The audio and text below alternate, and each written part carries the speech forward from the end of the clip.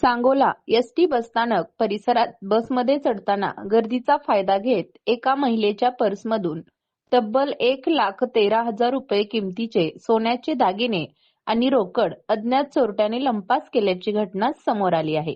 या घटनेमुळे बसस्थानक परिसरातील प्रवाशांमध्ये भीतीचे वातावरण निर्माण झाले आहे।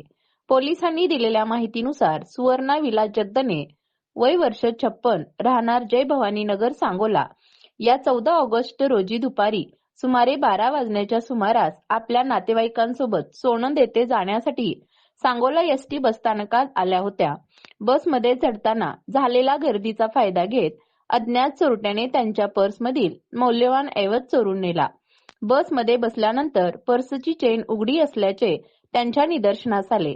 पर्स तपासली असता त्यातील सोन्याचे दागिने आणि रोकड गायब असल्याचे आढळून आले।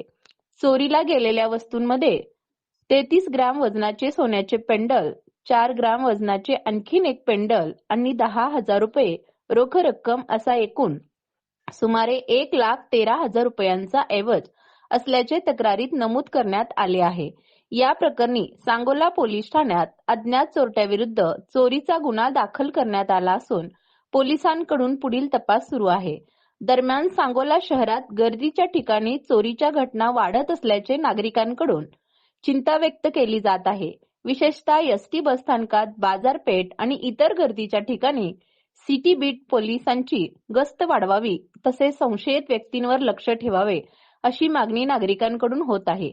प्रवाशांनी गर्दीच्या ठिकाणी आपल्या पर्स, मोबाईल, दागिने आणि रोख रकमेची विशेष काळजी घेण्याचे आवाहन करण्यात येत आहे।